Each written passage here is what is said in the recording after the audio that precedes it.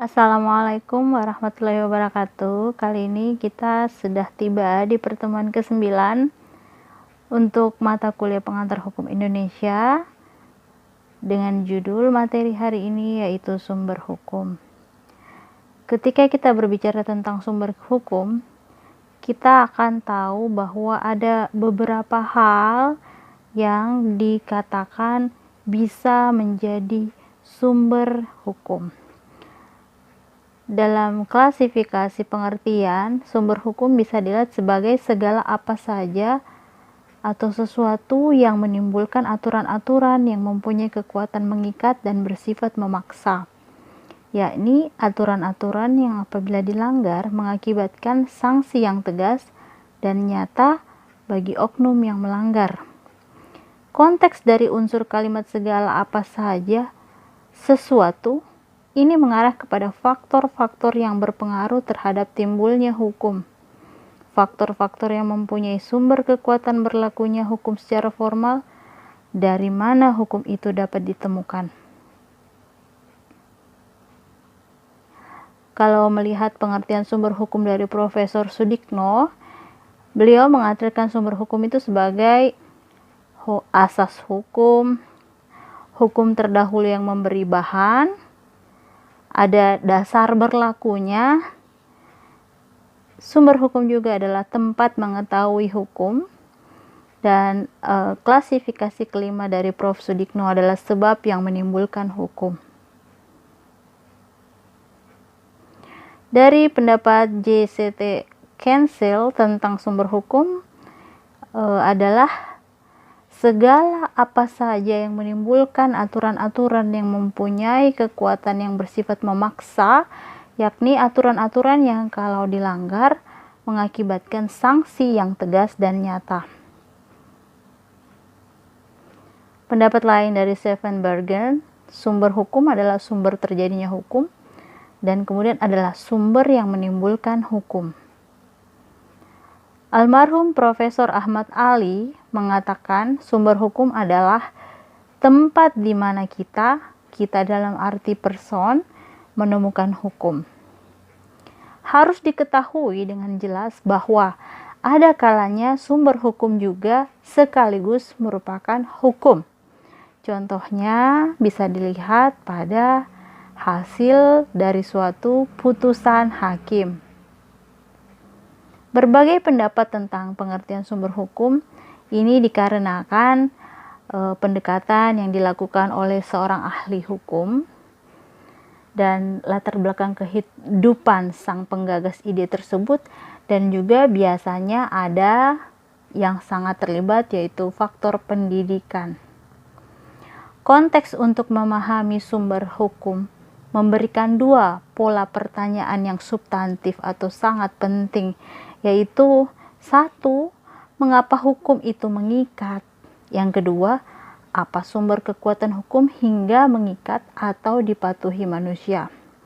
Secara sederhana, kalau kita lihat, sumber hukum itu adalah segala sesuatu yang dapat menimbulkan aturan hukum serta tempat ditemukannya aturan-aturan hukum. Yaitu satu, segala sesuatu yang dapat menimbulkan aturan hukum.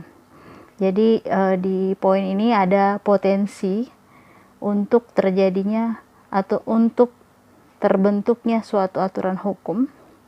Kemudian yang kedua, tempat ditemukannya aturan-aturan hukum. Kalau kita kembali lagi ke pendapat Profesor Ahmad Ali, di sini beliau mengatakan tempat di mana kita menemukan hukum. Jadi sejalan dengan itu, menemukan hukum itu berarti ditemukannya aturan-aturan hukum. Nanti akan kelihatan bahwa memang sudah ada aturan yang berlaku dalam kehidupan masyarakat, tinggal dibukukan lagi menjadi aturan-aturan hukum yang lebih bersifat formal. Nah, di sini sumber hukum kemudian dibagi atas satu, sumber hukum material. Material dalam arti faktor yang turut serta menentukan isi hukum. Dan yang kedua adalah sumber hukum formal, di mana sumber hukum formal ini adalah sumber hukum dengan bentuk tertentu yang merupakan dasar berlakunya hukum secara formal atau resmi. Jadi kriterianya lebih baku. Ketika kita mengacu ke sumber pertama, yaitu sumber hukum material atau berdasarkan isi hukum, di mana sumber hukum itu diambil, ini bisa dilihat dari berbagai perspektif.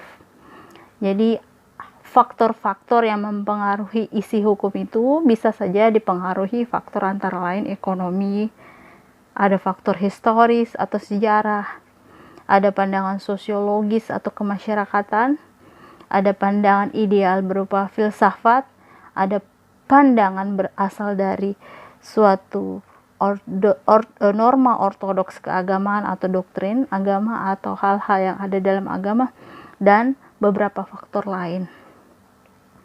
Utrecht mengatakan perasaan atau keyakinan hukum individu dan masyarakat atau public opinion yang menjadi determinan material membentuk hukum dan menentukan isi hukum ini kemudian terdiri atas faktor-faktor ideal dan faktor kemasyarakatan.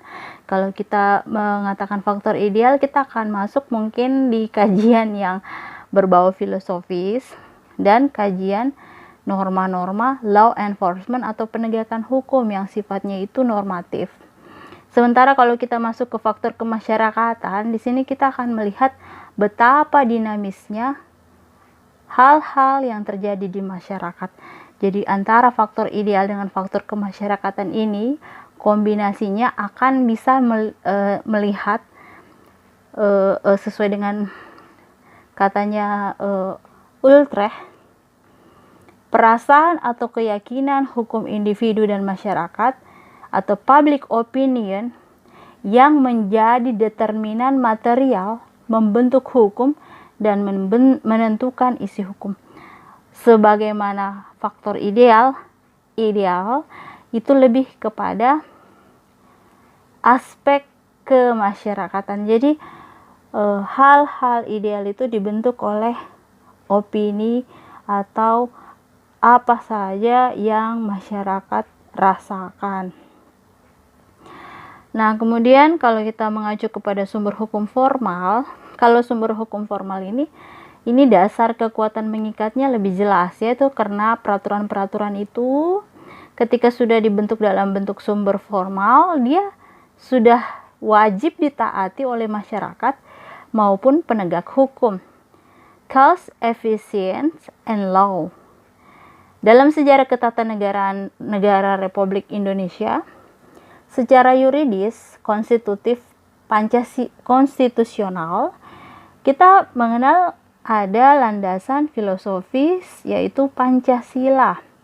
Pancasila ini diletakkan sebagai ideologi negara karena merupakan sumber dari segala sumber hukum. Artinya apa?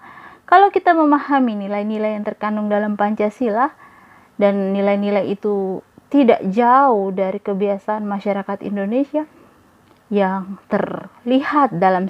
terkandung dalam sila-sila yang ada, berarti kita mampu melihat bahwa ada fleksibilitas normatif dalam arti local wisdom, hukum adat, hukum nasional, dan hukum internasional. Hukum itu kan dibentuk dari hukum yang berasal dari negara, hukum dari tengah-tengah masyarakat, yaitu hukum adat, dan kemudian baru aspek-aspek doktrin dari para ilmuwan hukum.